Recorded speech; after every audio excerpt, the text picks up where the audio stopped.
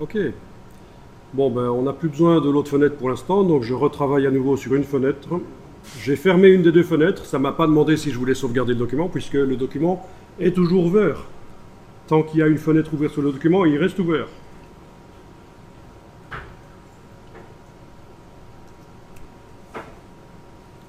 Dans la palette page, je travaille dans le gabarit. Alors, le numéro qui est là sur la page de gauche dans le gabarit, je vais le dupliquer avec la touche Alt et majuscule et le déplacer de l'autre côté. Voilà.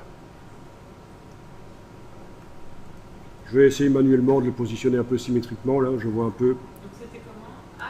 Alt et majuscule, avec la flèche noire, je déplace le numéro de la page de gauche du gabarit vers la page de droite. Et donc maintenant, mes pages sont toutes numérotées, les pages de gauche et celles de droite. Si je vais dans le document, je vois que ça fonctionne. Alors c'est un peu pourri comme numérotation ici, mais bon, on teste, hein. On peut modifier à tout moment par la suite en fait. Hein. On pourra tester, modifier. Bon, si je modifie, il faudra peut-être que je me simplifie la vie en supprimant celle de la page de droite, puis aller modifier celle de la page de gauche, le faire par exemple plus petit. Vous voyez ce que je veux dire, hein, plutôt que de modifier les deux, autant en supprimer un des deux. Avec la touche, oui, par exemple, tester ça, hein, dans le gabarit. Avec l'outil de redimensionnement, la transformation manuelle, vous pouvez redimensionner le numéro et son bloc. On n'avait pas encore vu ça, que l'outil de transformation manuelle redimensionne aussi le texte à l'intérieur de son bloc. Contrairement à la flèche noire qui, elle, va redimensionner le bloc, mais le texte reste à la même taille. J'annule. Si je prends ça, l'outil de transformation, ça agit sur le contenu, sur le texte. Très intéressant de pouvoir redimensionner un bloc et son contenu texte avec l'outil de transformation manuelle.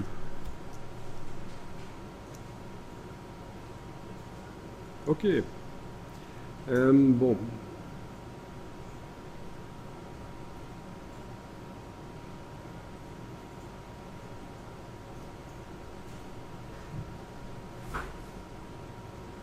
Vous avez vu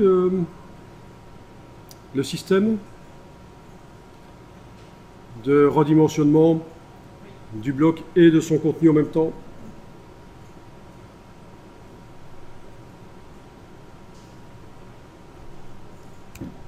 Vous avez un cercle avec un contour comme moi? Oui. Super, vous allez pouvoir tester ça. Objet. D'abord, je vais mettre le contour à l'extérieur, parce que tout à l'heure, j'ai eu un problème avec ça. Et il est à l'extérieur. Ok, ça devrait aller alors. Objet, effet, ombre interne.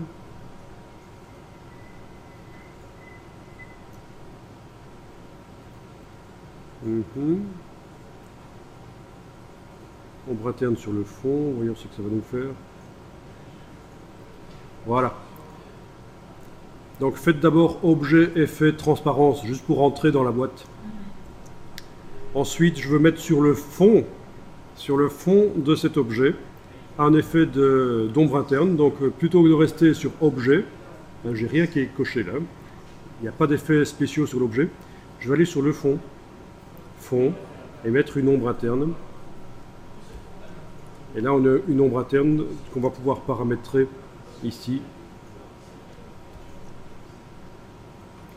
Alors, taille. Donc ça, c'est la position, mais on a la taille aussi.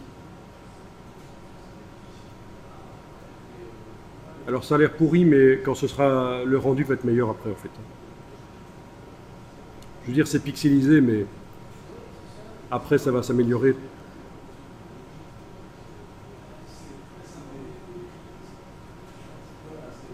Ça va, vous avez réussi à mettre une ombre interne uniquement sur le fond.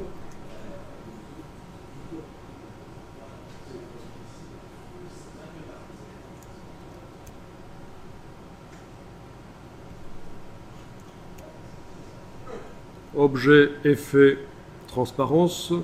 Je peux aller sur le contour, aller mettre un effet de biseau. Donc toujours sur le même objet, mais cette fois-ci, ce n'est pas le fond que je modifie, c'est le contour.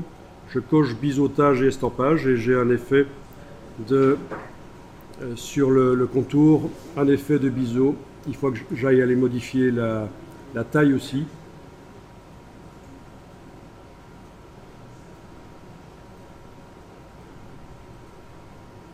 Ok, bon, ça marcherait mieux si l'objet était quand même un peu plus grand.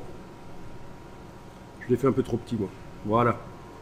Je viens de l'agrandir et ce genre d'effets spéciaux, ça marche mieux sur, si l'objet est quand même plus grand.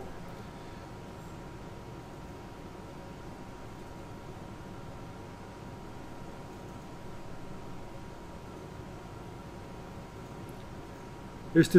etc. Il faut tester. Vous avez vraiment la possibilité dans InDesign de faire des aspects d'objets. Une fois que l'objet, son aspect est fait, un peu comme dans Illustrator tout à l'heure, hein, la palette aspect, mais sauf que ici c'est les effets spéciaux de InDesign, eh bien on peut en faire un style d'objet pour le réappliquer rapidement sur plein d'autres objets. C'est donc enregistrer tous les paramètres.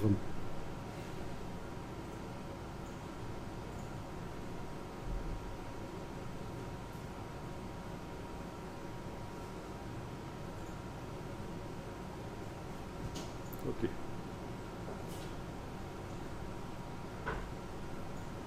Voilà, c'est amusant ça. Vous avez vraiment des numérotations. Vous faites le design que vous voulez.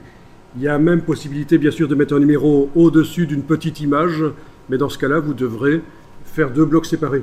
Un bloc avec la balise de numérotation, sans couleur de fond, qui est superposé à une image dans le gabarit. C'est vraiment infini tout ce qu'on peut faire.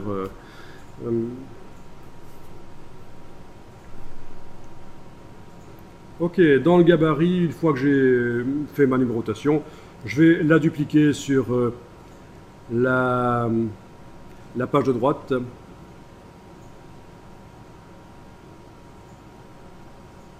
Et on va enregistrer le document, il ne faudrait pas oublier ça. Donc pour la dupliquer, c'est la flèche noire, Alt, majuscule, déplacer. Voilà.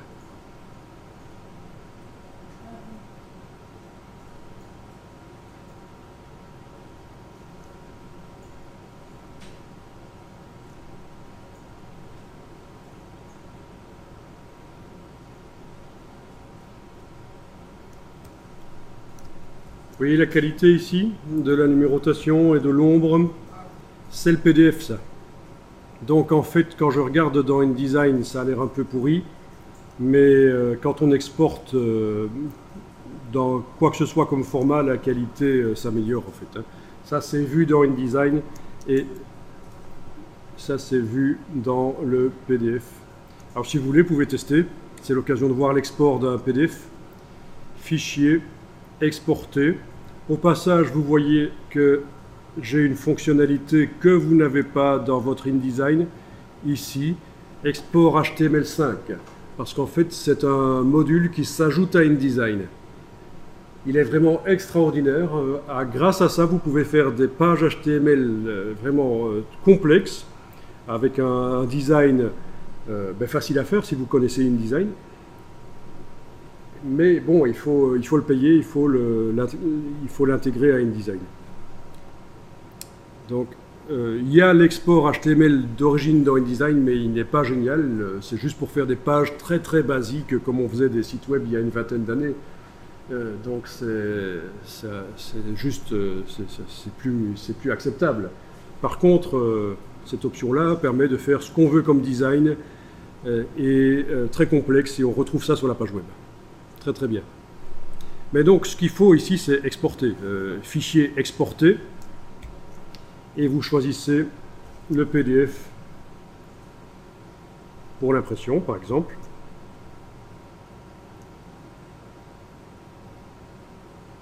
Voilà.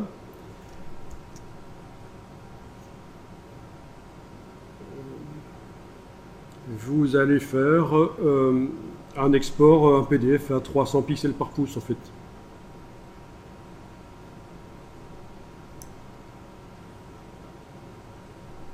D'accord? Donc en fait, il faut prendre les paramètres qui sont proposés là. Il suffit de cliquer sur exporter et ça va l'exporter dans votre dossier. Ah, mais tout ce que vous venez de régler là. J'ai rien réglé en fait. Ah, d'accord, c'est parce que c'est moi qui propose ça comme page en fait. Non, en fait, quand on est ici dans Fichier exporter, il faut cliquer sur Enregistrer et c'est là que la boîte apparaît et qu'on peut faire des choix.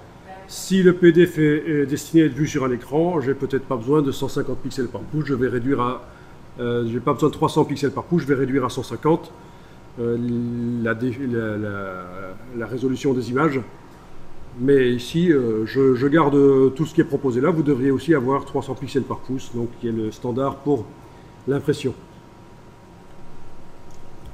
Et c'est comme ça que vous allez obtenir le PDF avec la qualité qu'on a vu tout à l'heure.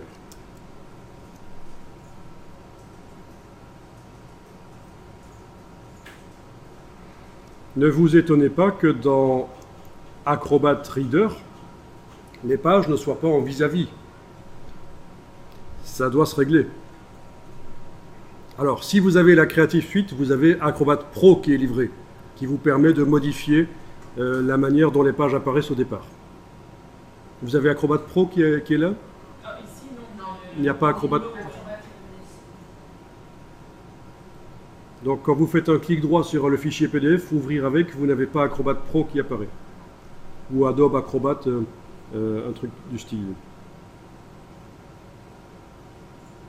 Comme ça. Vous n'avez pas ça. Bon. Ok. C'est ennuyeux, mais c'est peut-être possible de le... C'est quand même mieux de l'avoir, hein, parce qu'on ne sait pas tout faire dans InDesign.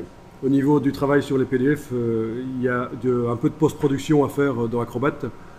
Mais bon, voyons un peu dans Export. Adobe Acrobat DC. Oui, ça devrait le faire, Adobe Acrobat DC. On va tester ça. Ah oui. Donc, clic droit, ouvrir avec...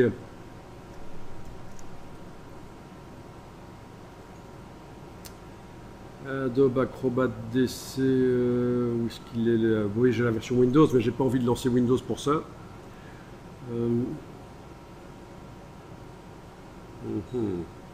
Bon, ça doit être ça. C'est la même configuration que le Pro. Oui.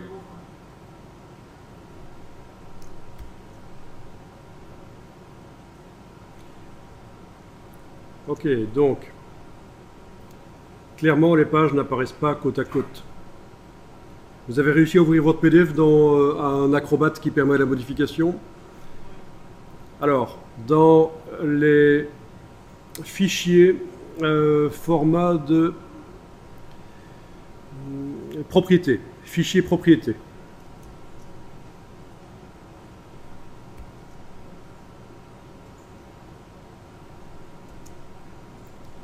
Bon, ceci dit, si vous envoyez ça à l'imprimeur, ça marchera. Hein. Lui, il sait qu'il doit faire un document double page, recto verso, il n'y a pas besoin de faire la manipulation qu'on fait ici. C'est juste pour l'affichage, si le PDF, on veut l'envoyer chez des gens, pour que quand même ça apparaisse côte à côte.